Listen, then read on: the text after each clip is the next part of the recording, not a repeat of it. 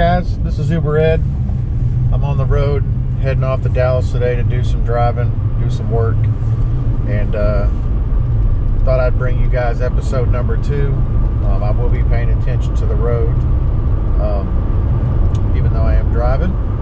But I thought I'd bring you episode number 2 of This One's for the Riders. And I had a video on YouTube about episode number 1, and it's where I bring 3 negatives and 1 positive about riders and my experience.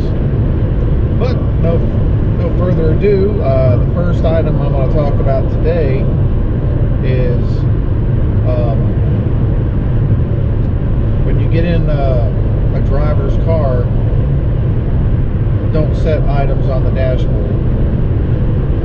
And I guess I could also add, like, as you're getting in the car, don't set items on the top of the car. You know, don't set your drink up there. Don't set your books, legal pads, and pens up on our dashboard, because you could do damage. You could scratch it. You could get ink on it. There's a lot of things that you could do to someone's dashboard or the top of their car by setting stuff on the top or on the dash. Okay, next one. Walking through your own dirty yard, mud, and whatever else you could walk through instead of the sidewalk before you get into our car. It's pretty annoying when it is raining and then people don't do anything at all to keep the mud and dirt off their feet. And I've seen people do this like when it's not raining, when it's like 105 degrees outside. They'll walk right through their dirty yard, and they have a perfectly good driveway, and that's where I'm parked, right in front of their driveway. And they don't get it. They don't understand that they're getting ready to track all kinds of crap into our cars. Bringing food and drinks into the car, this includes alcohol, or wanting us to stop at a drive-through or restaurant. Now, let me just remind the riders, because the drivers, we know, we only get paid 12 cents a minute. So, unless you're going to hand me a $5 tip, or a couple dollars, depending on how long you want me to wait, we're not waiting. I'm not taking you through drive-thrus. If I take you through a drive-thru, my car will smell like food, and that may offend the next driver or the next rider. And we have to be mindful of that kind of stuff, because if you don't, they're going to give you a bad rating. What happens if somebody's sick and they don't feel good and they get into your car and it smells like food? It makes them even more sick. Sometimes we pick up cancer patients that just had chemo or other stuff going on from the hospital, and the smell of food might make them feel even more sick, and then they'll give us a bad rating. So I'd rather keep my car smelling good and fresh for all the riders, and only tick off some of the riders that want me to do food stops for them. Okay? If you do bring drinks into our car, please use the cup holders.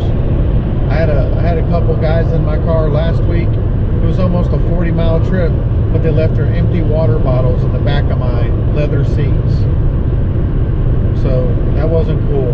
That wasn't even close to being cool. And I guess my one positive, I've had people get up front and sit up front and move the seat back before, when they get in, because they have long legs, they're tall, which is cool. For them, I always let them know where the lever's at on the side of the seat. But every now and then you get a rider that will put the seat back up where it was as they're getting out, because they're just trying to show respect for the next rider that may get in. May not be as tall, but they're putting things back the way that it was, and that shows me that they get it and they care. And that's all that matters to me, is that people respect our vehicles and know that we have hundreds of people in our car all the time. You know, I've been driving for 2.5 years, and I have 7,300 trips on Uber and Lyft, and if it's just an average of 2, you know, that's close to 15,000 people that have been in and out of my car. So it's very, very important that we minimize the damage, because if you start getting into a car that has a lot of damage, then you're going to start giving them bad ratings because they don't have a nice car. So I understand things are going to happen, but most of the time things shouldn't happen, because we all should be mindful. Like when you walk into someone else's house, you should take your shoes off or find out what they want or what they like. Do they have hardwood floors? Are your feet muddy? If your feet are muddy, they shouldn't have to ask you. But if your shoes are pretty much clean and they've got a mat there and you just wipe it off, if they're okay, fine. But feel out the room. Find out what they want, because it's their house. And this is our car. Our cars. So be mindful of that when you're getting into people's cars. Let the driver know if you want a radio station or a satellite radio station. Let us know if you want the volume at a certain volume. Let us know about temperature changes. You know, all kinds of different stuff. Let us know. The door is always open. But don't try to act like you're our boss and boss us around. Anywho, this video has gone on for way too long. I am on the road and on my way to Dallas driving. Hope you guys have a great day. This is Uber Ed. Peace out.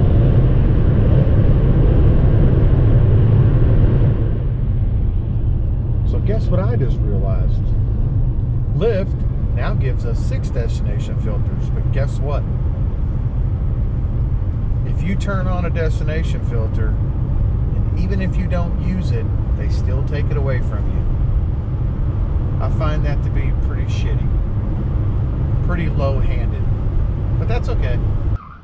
Okay guys, I had the hood wrapped in vinyl with a gunmetal gray metallic, and I had the front end wrapped or sprayed with Line-X. They pulled it off to the front and the back, and it protects.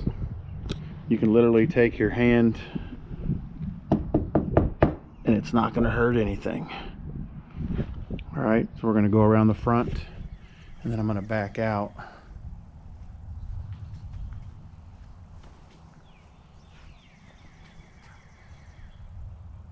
It adds a new dimension. It is an investment. If you drive an Uber and Lyft full time, it is a tax write-off.